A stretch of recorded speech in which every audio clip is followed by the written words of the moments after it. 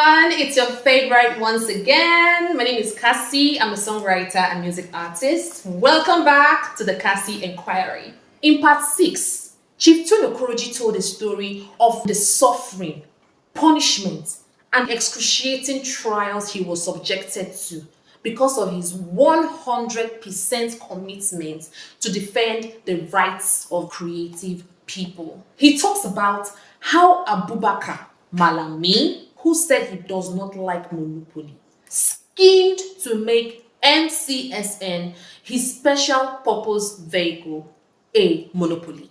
He discusses how karma seems to have caught up with Abubakar Malami, the man who married the third daughter of President Muhammad Buhari, some say to shield himself from accountability.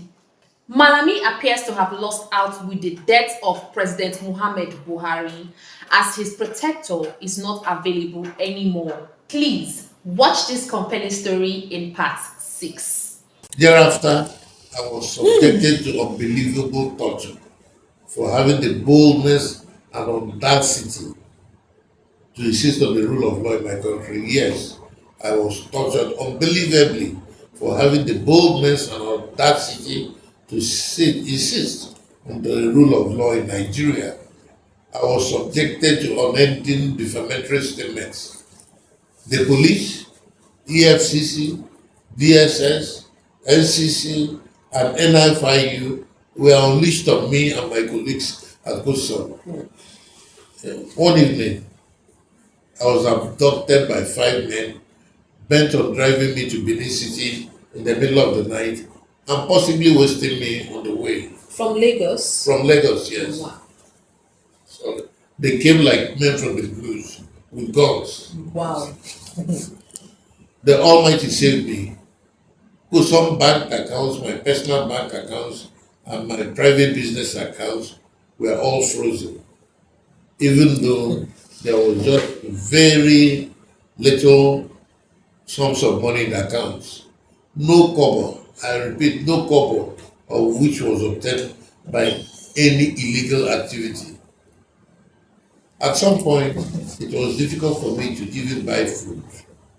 But I swore to defend my industry and my country, and I remain satisfied that no great nation has ever been built by cowards. In a startling showcase of Abubakar Malami's duplicity,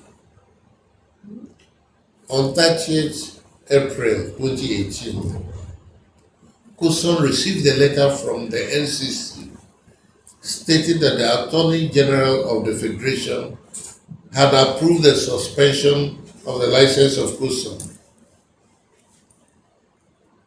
Can you see that by trying to kill Kuson, the man who says he does not like Monopoly has just taken clear action to make MCSN a monopoly? Wow, this is serious. His special purpose vehicle for personal enrichment and the enrichment of his cronies and loyal friends was to be given an unchallenged authority for music copyright licensing, collection, and distribution in Nigeria. Thereafter, everything was done to stop the operations of Kusan, the Nigerian organization set up by the music industry and respected by the copyright community across the world.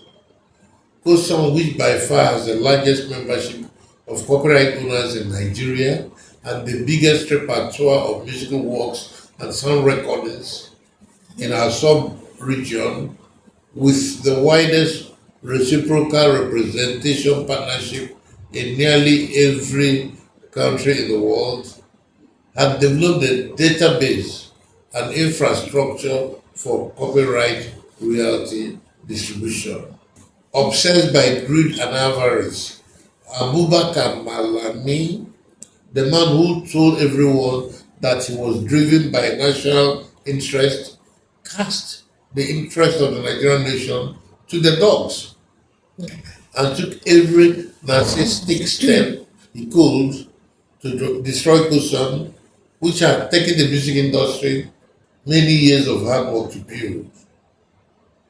Without flinching, he set out to destroy the income of thousands of musicians, music publishers, and label owners who are members and affiliates of COSOM, and extinguish the employment and management staff of Nigeria's most accomplished creative industry organization. The actions of Abubakar Malami and the total lack of due process set off a series of negative events in the music industry, resulting in a lot of confusion, discord, and multiple litigations, some of which continue till today. As a consequence, the industry has lost several billions of naira, and many musicians and music investors have died without getting the benefits of their labor. Upon Malami's purported approval of MCSN to license, collect, and distribute music copyright royalties, an unrelenting shakedown began to pressure organizations doing business in Nigeria who deploy music in their operations. One of the well-known, I'm sure you know about them, examples is the pay TV company MultiChoice, Yeah, choice. from which the sum of MultiChoice. 2.7 billion naira was grabbed and shared amongst the MCSN lords, their lawyers, and enablers in government. Sorry, please, can you repeat? Though I say that one of the well-known examples is a pay TV company MultiChoice, from which the sum of 2.7 billion naira was grabbed and shared among the MCSN lords, their lawyers, and enablers in government. Very few musicians in whose names the billions were obtained ever saw 1 naira of the billions. This scandal of monkey the walk, baboon the chop, continues to haunt the Nigerian music industry till today. But the time has finally come for a proper investigation of who got how much from the MultiChoice shakedown. And yes, to implement Malami's main agenda, Mr. John Hussein, a retired former staff of the NCC, was appointed Director General of the Commission on January 8, 2019. He has spent more than 7 years at the NCC, carrying out the dictates of the former AGF. The appointment of Mr. Hussein resulted in numerous petitions, as he was alleged to have been engaged in several fraudulent activities, including continued collection of salaries from the federal government when he was no longer staff of the NCC Seriously. or any agency of the federal government. Investigations of the petitions against Mr. Sen by the Code of Conduct Bureau and the ICPC were stopped by Mr. Malami and his officers at the Federal Ministry of Justice. One of the fallouts of the war at the NCC was the sudden removal on October 15, 2020, of the chairman of the governing board of the commission, Dr. Tony Clinton Jaja. Dr. Jaja had opposed much of the deceitful Malami agenda being implemented by the DG, including the sudden romance and adoption of MCSN, which not long before was being prosecuted by the NCC in 7 different criminal cases at the Federal High Court. 7 criminal cases. I heard that Malami has been arrested. What actually happened? Why was he arrested? My dear, in 2022, at the end of his tenure as AGF during funeral, Mr. Abubakar Malami got engaged and married Nana Hadiza, the third daughter of President Muhammadu Buhari, reported to already have 6 children for another man. We have been told that the maneuver was meant to install a shield around Malami and make him impervious to investigation and prosecution, with the belief that no one would dare probe the ultra-rich son-in-law of the military general who became Nigerian president. Or like an immunity or something like that. Yeah, like immunity, forever immunity. Nana Hadiza became Malami's third wife. Unfortunately,